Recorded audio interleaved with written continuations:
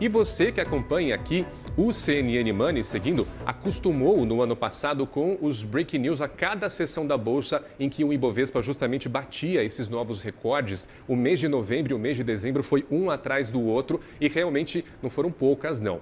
Mas tem um dado interessante escondido por trás desse rally. A maioria dos investidores pessoa física, eu e você, não conseguiu acompanhar a alta do índice e teve um lucro abaixo do que foi observado na valorização dos papéis da Bolsa. Quem ajuda a gente a falar sobre essa movimentação é o Silvio Crespo, diretor de comportamento do investidor da Grana Capital. Boa tarde, Silvio. Boa tarde, Gustavo. Muito obrigado pelo seu tempo aqui em falar conosco. Silvio, vamos lembrar que ano passado, 2025, o Ibovespa teve um recorde de ganho anual. Foi mais de 30%, para ser mais exato aqui, 34% de alta anual. A maior alta aí desde 2016, quase 10 anos. O que justifica? Acho que é mais difícil mesmo para o investidor pessoa física acompanhar essa alta toda, mas o que justifica ficar tão atrás? É uma pressa aí, é uma má seleção de ativos, é um momento errado de entrada e de saída? Conta um pouco para mim. Exato. Se a gente olhar os dados das transações dos investidores, e a gente acompanha, a gente fez um levantamento com uma amostra de 48 mil carteiras, portanto, 48 mil pessoas físicas diferentes, e o que a gente nota é que, de fato, a grande maioria não conseguiu acompanhar essa alta do Ibovespa. E para te dar os dados mais precisos aqui, eu vejo que somente 11,19% das carteiras, né, desse grupo de carteiras analisadas, tiveram um desempenho superior ao do Ibovespa. E os demais 88,81% tiveram um desempenho inferior, né? Agora, a gente tem que lembrar que, de fato, o Ibovespa teve um resultado bastante excepcional, né? Então, mesmo entre as pessoas que não conseguiram acompanhar o Ibovespa em rentabilidade, elas também não tiveram uma rentabilidade ruim. Na verdade, a média de rentabilidade ficou em 22,26% em 2025. E se a gente pegar a mediana, ela ficou em 20,67%. Então, a gente pode entender que metade dos investidores teve uma rentabilidade inferior a 20% e a outra metade teve uma rentabilidade superior a 20%. Esse não é um mau resultado, só que é um resultado que, de fato, não acompanhou esse momento excelente do Ibovespa em 2025. E aí, respondendo a sua pergunta, né, por quê? O que aconteceu no comportamento dessas carteiras que levou essas carteiras a não ter esse desempenho?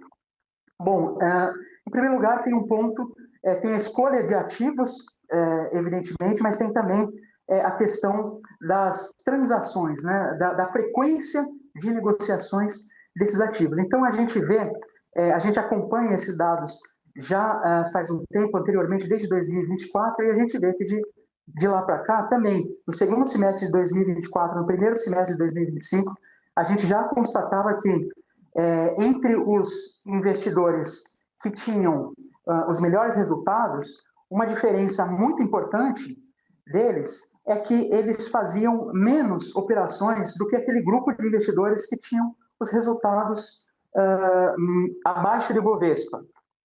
Não vou nem dizer assim os piores resultados, porque em 2025 o resultado abaixo do Ibovespa foi um bom resultado, né? No caso, a mediana foi de 20% de alta.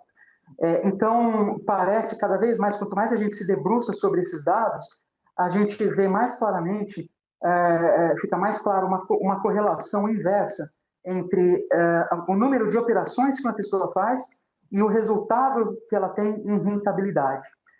A parte disso, a gente também nota que alguns dos ativos que as pessoas mais têm na carteira não foram os ativos que superaram o Ibovespa, né? Então, o ativo mais presente na carteira dos investidores pessoas físicas, pegando essa amostra de 48 mil carteiras analisadas, o ativo mais presente foi o de Banco do Brasil, que foi uma empresa que não foi a empresa que puxou essa alta do Ibovespa, né? Na verdade, teve um resultado bem diferente, bem inferior. E a gente tem também uma parcela grande de Petrobras, que também, mesmo considerando os dividendos, não estava entre os grandes puxadores, né? Mas o que a gente nota é que, principalmente, além dos ativos, tem a questão da frequência de negociação. E a gente acredita que isso está ligado ao fato de que a pessoa física, ainda hoje, ela tem ainda uma dificuldade muito grande na escolha de ativos, então ela se torna muito suscetível às notícias do momento, falando tal ativo subiu tanto por cento, tal outro subiu Y%, e aí a pessoa olha para os ativos dela e fala, poxa, por que os meus ativos não estão subindo isso? Então ela vai lá e começa a comprar os ativos que estão subindo mais. Mas a gente sabe que quando a pessoa faz isso, o que ela está fazendo? Se ela está comprando o que está subindo mais, necessariamente ela está comprando na alta, talvez não no pico histórico, mas comprando depois de uma alta, né? Então, a pessoa física, ainda hoje, ela vem muito a reboque do mercado, né? Ela vem atrás do mercado ainda hoje. Por isso que a gente olha esses resultados, em que o Ibovespa subiu 34%, mas a 90%, quase 90% das pessoas físicas não conseguiram acompanhar esse bom desempenho. Silvio, ainda falando sobre os motivos, você comentou aqui, já adiantou que eu ia perguntar que é bastante importante que o mercado não precisa de notícias concretas, basta um boato, e aí eu vou trazer de novo o que aconteceu com o Flávio Day, né, que quando era um boato ainda de que o ex-presidente Jair Bolsonaro ia indicar Flávio como candidato à presidência da República, a Bolsa despencou, a Bolsa ficou em queda livre só, mas para o final do dia é que essa notícia foi de fato confirmada, mas até aí o mercado já tinha caído. Então você enxerga que alguns picos do ano, e eu quero que você talvez me traga alguns exemplos, que esses picos de notícias foi um grande vilão no fim das contas para esse giro excessivo de carteiras. Você acha que a boa parcela então desses investidores pessoa física são investidores muito mais conservadores e que eles precisam aprender um pouco mais a caminhar para não tremer tanto na base quando esse tipo de rumor tão grave acontece para o mercado, na visão do mercado? Sim, com certeza eles precisam conhecer mais, mas eu não diria que necessariamente é um investidor mais conservador. Ele pode, na verdade, como a gente está falando aqui de bolsa, né? Então, por natureza, ele já não é tão conservador assim, mas mesmo se a gente considerar entre os que estão na bolsa, a gente poderia dizer, então as pessoas físicas que estão na bolsa são um pouco mais conservadoras do que os investidores da bolsa como um todo, né? Se a gente considerar também os investidores institucionais. Mas a gente ainda não tem dados que permitam a gente afirmar isso.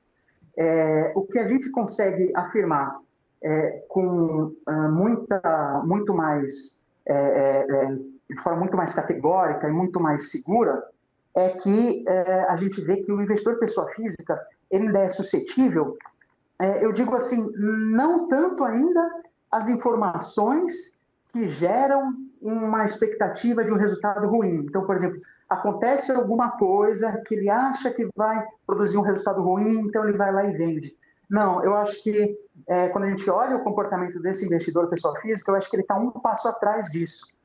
A notícia que realmente interfere nesse comportamento é a notícia de tal ativo subiu ou tal ativo caiu. Então ele vê ali, as ações de tal empresa caíram, então eu vou vender as ações dessa empresa. Mas quando ele faz isso, ele está vendendo depois que outros já venderam. E ele também fica suscetível à ideia de, quando uma determinada ação está subindo, então agora eu preciso comprar as ações dessa empresa para poder pegar essa alta. Só que se ele comprou porque está subindo, então naturalmente ele comprou depois de outras pessoas que já compraram e fizeram subir.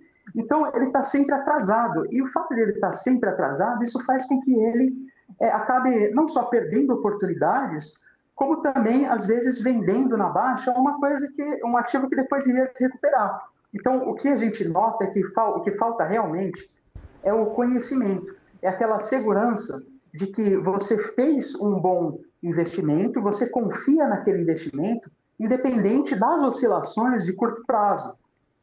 Se ele tivesse mais esse tipo de consciência, né, se o investidor pessoa física tivesse um pouco mais esse tipo de consciência, ele ia ficar menos suscetível por exemplo, quando vir que uma determinada ação subiu mais do que a carteira dele, ele ia ficar menos suscetível a rapidamente vender o que ele tem e comprar a outra.